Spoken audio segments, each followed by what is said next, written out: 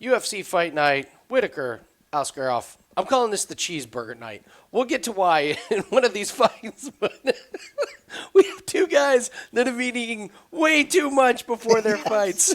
But we'll get right into it.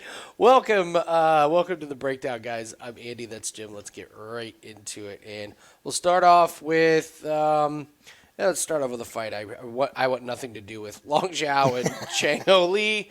I really have no earth-shattering information or picks on this fight. They're both coming off of, Road to UFC. Traditionally, those guys spell unders, but they're fighting each other. I honestly have no opinion. I have nothing more to add to this one. You? Same thing. I mean, fight doesn't go the distance at plus 170, but not making my card at all. Yeah. But that's the only way you play the road to UFC, guys, is unders. Not unproven, fraudulent records. It just goes on and on.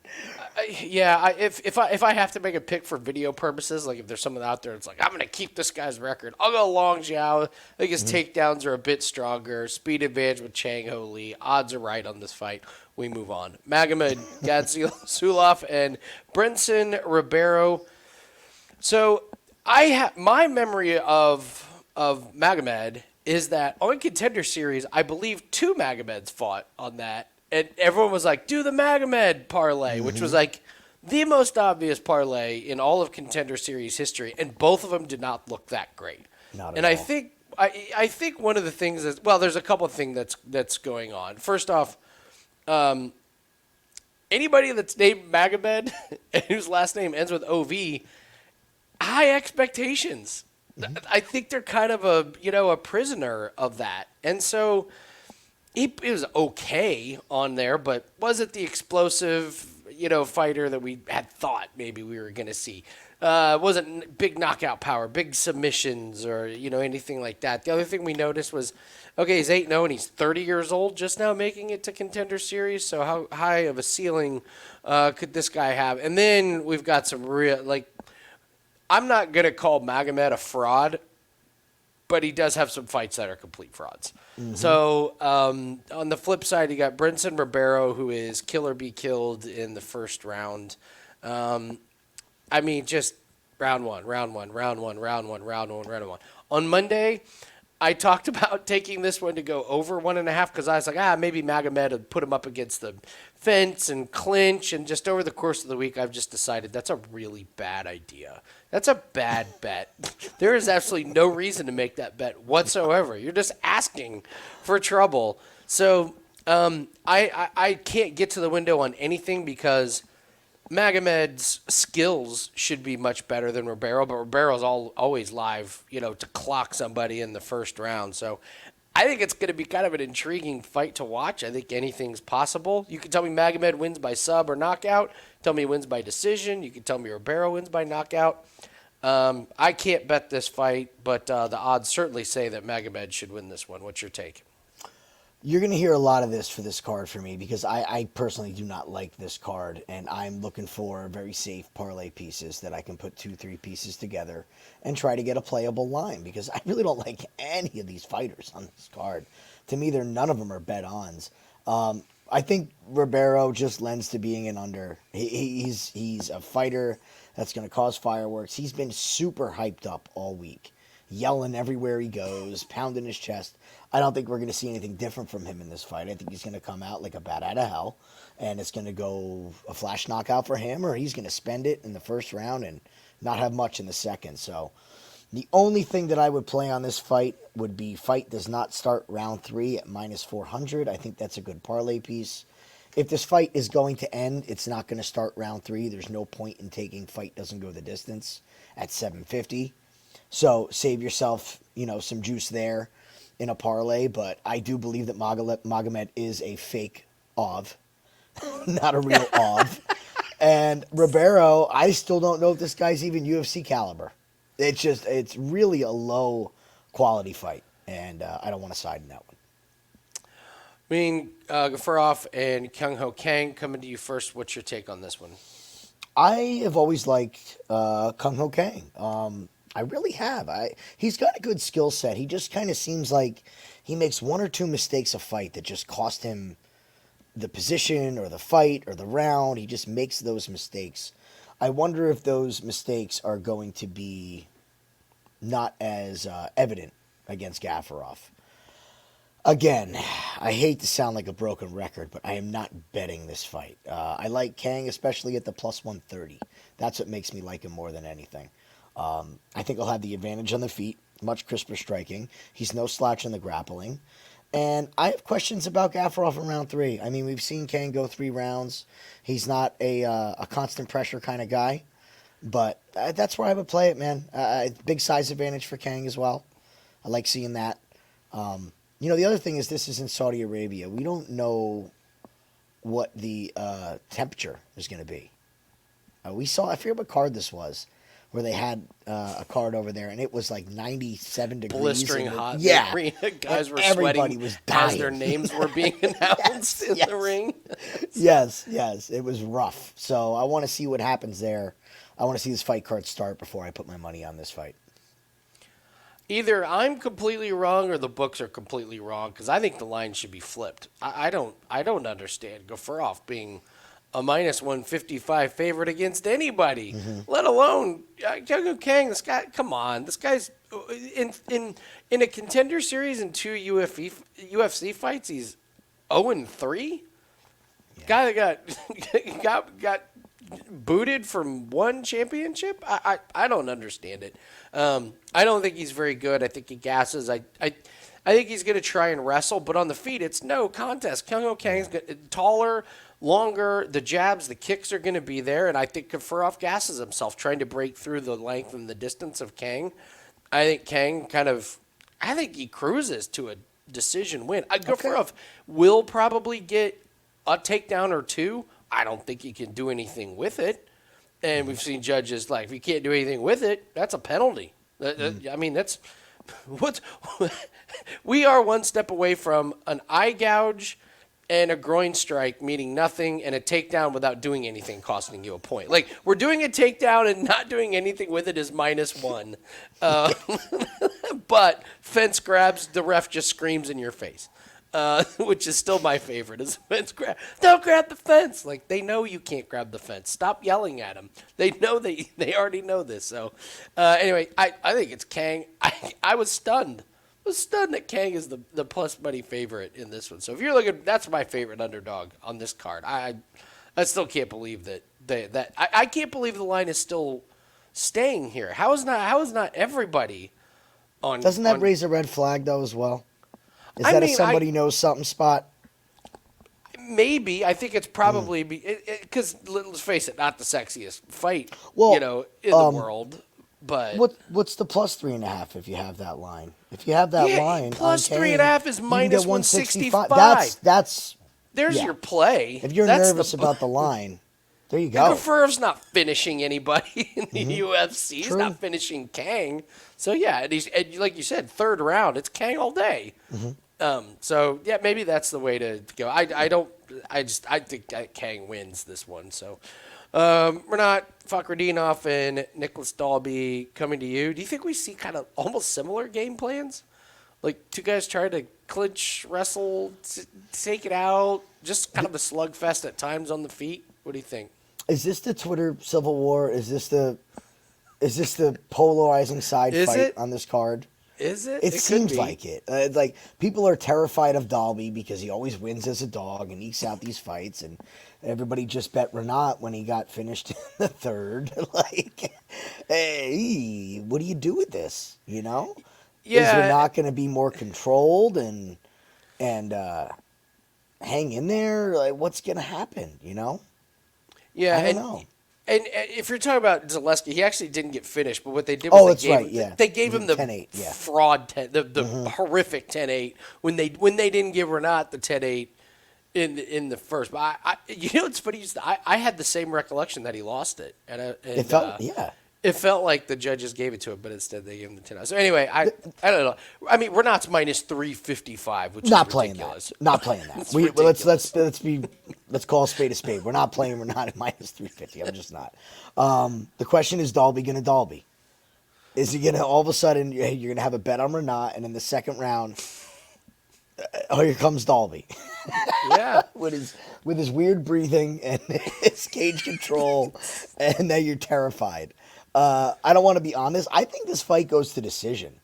I really like that as a piece. The over 2.5 is -230. I think that's great as a parlay piece. I don't see Dalby getting finished. He's hard to finish. I also don't see Dalby finishing anybody. Yeah. Like if Dalby does come back to win this thing, I don't think it's going to be by finish. It's going to be by a split decision that's razor thin. Yeah, I could see that. I thought it was interesting that Rinat has been doing grappling. I don't know if it's just because they keep busy or they want to practice their skills or if they, are working on something in particular. I don't know, but I thought that was kind of interesting that, Craig Jones and Douglas Lima. So maybe maybe we might see a little bit more with the grappling or anything. But yeah, again, this card kind of sucks. It's a great time to just say, guys, be careful with your money. Be careful with your bankroll here. Here's another one. Magomed Naimov and Felipe Lima coming to you again, Jim. What are we doing with this thing besides staying away? Andy's going to give me first shot on all these, and he's going to go first on the main event. I'll take Whittaker. I'm doing nothing with this fight. Here's why. These guys on short notice coming in and getting a fight have looked good. They've put up a good fight. And then in their next fight, they get walloped. It just makes no sense. I don't know if it's a pressure thing or what. This guy Lima is talked about very highly. This guy wasn't even on my radar. So I'm kind of glad that I got a chance to look at him now, knowing that he was on everybody's radar for getting into the UFC. But I can't with the short notice. I can't, not only with the short notice, but overseas. Lots of travel. That's more than just taking a short notice in Ohio. Where you got an hour and a half flight from wherever you are. We're overseas now. It's a lot of travel. Yeah, it's tough. It's tough. I mean, you got to sit on a 10-hour flight and think about this the whole way and try to get your weight down, and you're just nerves. Not into it. To me, this is going to be a live bet. We're going to watch this live if we can and see if we can find somebody fading. Again, I go back to it. I want to know the conditions in this arena, especially with somebody coming in on short notice. Skill-wise, yeah, Naimov should win. He's the UFC fighter. But these guys, in their debuts on short notice, have made a lot of people sweat this year. And I'm not jumping in front of that train. I will just be looking at Naimov's shorts and how they're too big for his frame and how nobody's said anything to him. But yeah, I have nothing to add to it. It's not a great fight. It's kind of a stay away. Nasrat, Haqparast, and Jared Gordon. Here's another one. Over? I guess fight to go the distance as a parlay piece. I don't see who's finishing who in this one. I lean Haqparast just because I think he's just going to do a little bit more on the feet. I think Jared Gordon is just a little bit too low on the volume, and I could see a situation where it's Haqparast squeaking out some of these rounds. I don't want to put it past Gordon to pull it out. I know people are upset about the Paddy Pimblett thing, and I'm not going robbery on that one. Bobby Green, the clash of heads, and then he knocks out Mark Madsen, who was due to get knocked out. So I just think Haqparast kind of is pretty confident with who he is. He did what he was supposed to do, which is knock out Jamie Malarkey. Quinones put on a really good performance against him. I thought Haqparast kind of handled it pretty good. Pretty good solid scrap with John McDessie, actually. It wasn't, nobody was in danger of getting knocked out, but he's showing he can take guys the distance. Has plenty of cardio to go into the third round. I think it's pretty close. I think it goes the distance, and it's probably Haqparast if you wanted to. Haqparast by decision. He knocked out Jamie Malarkey. If I dropped the glass near Jamie Malarkey, he'd go down. But I can't do much with this fight though from a betting perspective. If I had to, it's Haqparast. But again, I'm just not getting to the window. What do you think? This fight's all going to be about Nasrat's footwork. If he can have proper footwork and keep Gordon guessing, going left, going right. If he circles in one direction, Gordon's going to cut off the cage and be able to get inside on him and implement his wrestling. If he can keep him guessing, this is going to look like a really easy Haqparast decision. Maybe a late round finish if he can hit Gordon clean. We have seen Gordon clipped. I do think it's going to be Haqparast by decision. I don't know if Jared Gordon in the big cage is going to be able to have the space, the timing, and the quickness to get inside on Nasrat's leg. I know he's been taken down before. I know he was taken down by Dan Hooker. I understand that's everybody's worry, but we got to remember how big Dan Hooker is. He's not Jared Gordon. Haqparast has a size advantage in this fight. It's very different. Again, no wrestling with Bobby Green. Losing to Bobby Green by decision, no shame in that at all. Dan Hooker by decision, no shame in that at all. The John McDessie fight was great. That was what we've seen from him in 3 fights is a very reserved, skillful performance. And if he can do that again, I think he's going to work Jared Gordon for 3 rounds. No bet for me yet. I do think this fight goes the distance. Plus 120 on Haqparast to go. It's not bad. It's not. There's way worse bets on this card than that one. So, if you guys could do us a favor here real quick, hit the like button and leave us a comment below. Really helps the algorithm out. Love hearing what you guys are on, if you agree or disagree. So, but please just hit the like button. Take 1 minute. 1 minute, not even just 1 second out of your day, and do that. Hit the click. All right, now we're getting to some fights that get a little bit more interesting. Johnny Walker, Volkan, Oezdemir. I'll let you go first on this one. You like your Johnny Walker on the rocks here, or you think Oezdemir is the way to go? I'm hoping Johnny Walker doesn't get rocked. That's what I'm worried about, because we know what happens when Johnny Walker gets rocked. I like what I've seen from Johnny Walker recently. He's not been as hittable. Not the best. That Magomed Ankalaev fight, I think we kind of all knew where that was going. Writing was on the wall. Yeah, the writing was on the wall, and I think that's just a big skill disparity. Say what you want about Ankalaev, but he has the perfect skill set to beat Johnny Walker. He just does. Controlled, not going to overexert himself, not going to get hit with the big shot, can implement wrestling, and you saw it coming. The Anthony Smith decision, that was a weird fight. But look, he still didn't get knocked out. Oezdemir, never been super high on Oezdemir. However, we had plenty of times where we made money on Volkan Oezdemir. That Bogdan Guskov bet, that was beautiful. That was a regret one. 12% play. Should have been. I bet a lot on that fight, and it wasn't nearly enough. Yeah, that's sniffed out. Not enough at all. The Paul Craig win, that was another good one. The loss to Krylov, that was a surprise. Not really high on Krylov. I don't know what to do with this fight, man, because you don't know what kind of Johnny Walker you're going to get. Are you going to get the Johnny Walker who goes to decision, or is he going to try something wacky? If he tries something wacky and it doesn't work, Volkan can most certainly put him out. So I don't know where I can get on this fight. I've been looking at this one all week saying there has to be something there. And when you got to look at a fight for this long, guys, it's time to just move on. There's plenty of other matchups on the board. We'll just move on from this one. I would lean for the purpose, just because of the size and the athleticism, I think Walker could catch him. But no bet for me. Shara Magomedov and, Antonio Tricali. My God, we didn't hear from him forever, and now it's like every month now we're hearing, oh no, you're fighting. Nope, you're fighting this guy. Nope, you're gonna fight this guy. Is he seriously? Is he under contract and they just now realized it and they were like, hey, this guy owes us a couple fights. Get his ass on the horn. You are fighting. So Magomedov. I thought he was. I actually thought sneakily he might have struggled with the guy who was with Luderbach. Magomedov, a wrestler, wasn't a great matchup for him. I guess Tricali. I don't know. I can't bet on Tricali, but I will say if Tricali wants to try and get the takedown, Magomedov's takedown defense is not good. However, Magomedov's kicks are.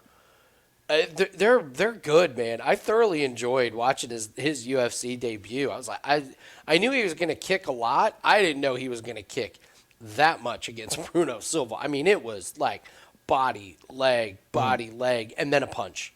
Yeah, it was a complete reversal of what you normally see. So Magomedov is the pick mostly because Tricali just has not been active at all. Like, what's he been doing? But I will say, I don't know if Tricali's been working on his takedowns. It would surprise me if he got Magomed down on the ground. I don't know if he can do anything with it. But don't be surprised if Tricali gets a takedown early on. But again, does he have the cardio? Does he have the skill? I don't know. Probably not. I just know Magomedov will not be in my parlays. Correct. We know who the UFC wants to push in this spot. It's not Anton Tricali. Okay? We all know that. However, again, I want to know the condition of this arena. Because if Magomedov gets tired and that big body of Tricoli lands on top, he's going to be in big trouble. Big trouble. And it's going to be one sweaty parlay leg, one sweaty, juicy favorite that you have that you are just freaking out about in the third round and late in the second round and not know who they give the fight to. He should have a massive speed advantage against Tricali. So I think that's where he can make his bones in this fight. Use those kicks from the outside. Use your speed. Don't overexert yourself with the volume and save some of that gas in case you get taken down. So if he looks like he's coming out firing, if this fight makes it to round 2, it's going to be real interesting. I would say watch the cardio in this fight, and whoever you see starting to fade in whatever realm this fight takes place in, you might be able to snipe a really good live line in this. But as far as a pre-fight bet, no way in the world I'm going anywhere near this fight. No way. All right. I can't wait to talk about Kelvin Gastelum and Daniel Rodriguez. You get to go first. I gave you some horrible fights to go first. So the first is give the background of, I mean, just the weight situation. What's going on with Gastelum and Rodriguez right now? Gastelum's not even close, man. He's not even close. He's a whole weight class above, and he still had to cut to that weight. So what did he come at? 184, I believe? Well, so it's supposed to be at 170. Yeah. So he's 14 pounds over the agreed weight. And they're just, Rodriguez is leaning into it, pissing and moaning back and forth about it, giving him garb. I don't know why the UFC loves Kelvin Gastelum. The amount of drama that this guy has brought to the UFC, they still keep him around. There's got to be a reason. That being said, if this was both of them healthy, I love Kevin Gastelum over Daniel Rodriguez. I think Daniel Rodriguez is one of the most overrated fighters on the roster. He's old. He's not diverse. His striking is basic. Man got knocked out by Ian Gary, who hasn't been finishing anybody with vigor recently. Probably not going to get a finish in his next fight against MVP because he's not going to be able to touch him. Rodriguez is a sell for me. He's interested in his weed business. He's got a nice new brand new shiny pair of veneers, which you know I'm not a fan of when you're a cage fighter, when you get your teeth fixed while you're still in your fighting career. Just not impressed, man. The loss to Neil Magny, that was a smash spot. Just not good. Li Jingliang, that was a weird situation.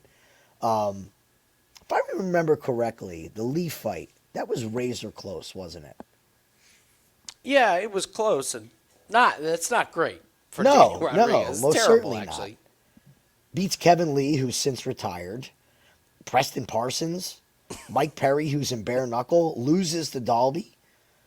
So I can't bet on this guy. I just can't. I think he's all fluff and no go. So if Gastelum is anywhere near 100%, I think he wins this fight. He probably wins this fight by decision or submission if he wants to use the wrestling. This would be the time for Kelvin Gastelum to wrestle. So let's sure hope they've been working on it, because I think that's how he wins this fight.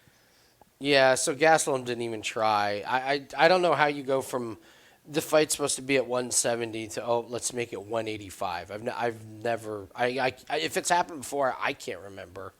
So Gastelum, I mean, look at these guys he's losing to. Jerry Cannonier, Robert Whittaker, Jack Hermanson, Darren Till, Izzy. I mean, these are the best of the best. He takes some time off, comes back, has that really awesome fight with Chris Curtis, looked great. And then I mean, he gets dominated by Sean Brady, but Sean Brady is completely different from D-Rod. Like, they're not even comparable. So Brady takes him down, wrestles him, eventually gets the Kimura. But I like Gastelum as well. Daniel Rodriguez put out a video where he was eating a cheeseburger and fries last night and a Coke. It feels like he's probably thrown in the towel. He's probably getting a massive chunk from Kevin Gastelum and the UFC. So I'm not really sure what his motivation is. It's kind of a circus. I kind of like Gastelum even more. Like when Daniel Rodriguez is having to try and put on weight the day before, to me that sounds almost even harder. Like he's not rehydrating; he's trying to put on burger weight. So for me, it's Gastelum. I liked him before pre-flop, but I think I kind of like him now. It's really, really embarrassing from Gastelum. But hey, we're here to make money. If we can take advantage of it, I'll take Gastelum. Like Rodriguez had the mental edge with Gastelum needing the change.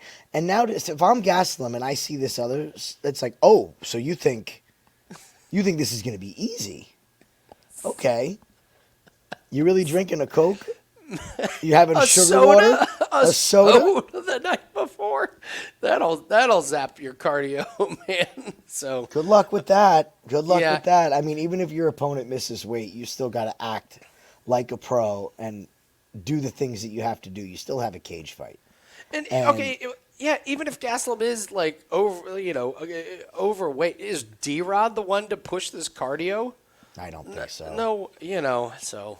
All right, Pavlovich and Volkov. I still cannot get over that under 1.5 is less than minus 200 on this. That's kind of the only way that I would play it, but I don't know, man. We see some of these fights where the under 1.5 is minus 250, minus 300. How is a Pavlovich fight not super, super juiced under 1.5? This guy's never been out of the first round in the UFC. You know what he's going to do. He's going to walk across the ring and try and hit Volkov in the chin, in the face, and the side of the head as hard as possible. He doesn't set up shots like he kind of does, but there's no awesome movement. This isn't Muhammad Ali's footwork. It's just pure unadulterated power. So on the flip side, you got Volkov, who, if he gets clipped, night. But if he can get his arms around Pavlovich and gets him down on the ground, it's Volkov. Like in a heartbeat, I think he grounds and pounds him where it gets some kind of submission. I think just because it's a Pavlovich fight, it's just going to lend itself to in close quarters and trying to knock the other guy's head off or get on the ground. And I don't think this makes it to round 2, to be honest. I don't even care who wins. Just give me the under. What do you think? I agree with you on the under. I don't think that Pavlovich has the ability to change the way that he fights. And why would he? He was on a tear till he ran up against the champion, Aspinall. I've never been a fan of Pavlovich. I've thought he was a fraud from day one. Not impressed with the level that he's beaten. Even that knockout of Derek Lewis. Lewis protested that knockout. Now, granted, he did get clipped, but look, we've seen Derek throw in the towel real easy in a couple fights. It's not that big of an accomplishment. He's either going to knock you out or you're going to knock him out. We've seen Volkov fight these athletic power punchers. And I think that this version of Alexander Volkov that we've seen, especially after the Tuivasa fight, is a veteran Alexander Volkov. He's made adjustments throughout his career to change his body type, to change his striking style, to be more cardio in fights. We see him look different. These guys have trained together before. I love Volkov leaning into the questioning, too. I mean, that was just great. What do you remember from training? I don't know. I just woke up in the locker room. Okay. He's just leaning into it. It was funny. A subtle jab at the power of Pavlovich, Yeah. I can't get on Pavlovich. I can't. This Alexander Volkov by finish at plus 300 has been staring me in the face all week. You're going to give me plus 300 with the guy with the more skills in a Sergey Pavlovich fight. This is Tom Aspinall fight all over again. This is why I bet Tom by finish in that fight, because Pavlovich fights to the under. He just does. And we don't know what he's going to look like in round 2. Yeah. No idea. Yeah. I like true. Volkov in this spot. The more and more this week I like Volkov. He could get clipped. But, yeah, that plus 300 is tasty. We'll see if I get there. All right, last fight, Whittaker and Aliskerov. Once again, guys, if you haven't hit the like button, please do that. Leave us a comment. Whittaker and Aliskerov, I'll make it quick. I just think this is just way too big of an ask for Aliskerov to change from a 3-round to a 5-round fight in this situation. Robert Whittaker, I just think this is going to be a very veteran performance where he just avoids the trouble in rounds 1 and 2, probably works from the outside, just avoids Aliskerov's big shots. I think Aliskerov starts to tire in round 3, and then Whittaker pulls ahead. I would not be surprised if Whittaker, if he has the energy to get a finish in round 4 or 5, just because I think this is too much for Aliskerov. Just the whole setup is just bad for him. I'm sure he's making a big bag to jump up and do this. But, I mean, let's be honest here about Aliskerov before we anoint him, the next big thing. Like, Phil Hawes, Warley Alves is not exactly a murderer's row. Okay, he looked great, but is it okay if I don't think he's a title contender at this point? Is it all right if I just want to see a little bit more? Maybe I'll look dumb if he does take care of Whittaker. But Whittaker, professional performance against Costa. I think we both said Costa looked way better than we expected. Loses Duplessis, champ, fine. Marvin Vittori, okay, decision win. Loses to Adesanya, takes out Gaslam, Cannonier, Till. So his last 3 losses are to champs. Izzy and Duplessis, and I don't see how Aliskerov takes him out. I know Whittaker has been around the block, but there's no way I see Aliskerov winning unless it's round 1 or 2, something really weird. I don't see how he wins later in the rounds when Whittaker's been training for this and Aliskerov has not. What's your take? This fight line makes no sense to me at all. Makes absolutely no sense. Robert Whittaker at minus 155. The only reason I could think that it's that is that Rob gets clipped in every fight. Even the ones he wins, he gets clipped. Now, he's one of the best in history at fighting through it because he does most of the time. He's used to it. He just can recover and can get back in the fight. But why is it 155? I don't get it. The deck is stacked against Ikram. How is Whittaker not even close to over? He's not even over minus 200. I'm stunned by it too. I don't get it either. I don't get it either. And that scares me. It scares the heck out of me. Because why? They've had 2 weeks to bet this fight, and he's still 155. So I think Whittaker just out-veterans him, just like you said. Whittaker's going to know how to deal with the championship rounds.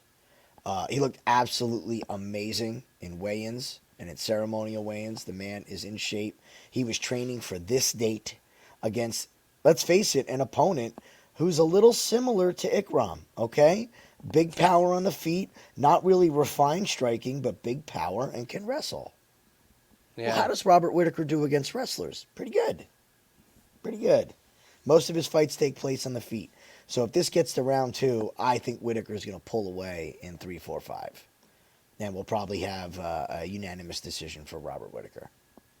Yeah, I would love to take Whittaker by decision, but like I said, I could see Aliskerov just it's too much in rounds 4 or 5. But who knows? Maybe Whittaker's a little bit tired by then, like you said. Don't know what it's like in the arena there. But I guess, honestly, guys, the big takeaway for this one is just be a little bit careful. If you can go 1-0 on this card, I think you're happy with that. You take your profits and you run. If you go 2-0, hats off to you. Congratulations, because I think there's a lot of potential fights here that can trip people up. So exercise caution on this one. It's worked for us on some of these cards. We've been good in UFC saying, hey, these are cards to jump all over, and these are cards to kind of pull back a little bit, and maybe this isn't the week to go big on the bankroll. So, we could do a little recap here. Long Xiao, ChangHo lead, nothing. Pass. Magomed and Brendson Ribeiro, nothing. Gafurov and Kang, that one we do like the underdog quite a bit. Fakhretdinov and Dalby, over maybe, I don't know. Naimov and Lima, nothing. Haqparast by decision at plus 120 is intriguing against Jared Gordon. Johnny Walker and Oezdemir. Did we even decide on a bet we like? I think I like Walker. You kind of liked Oezdemir, right?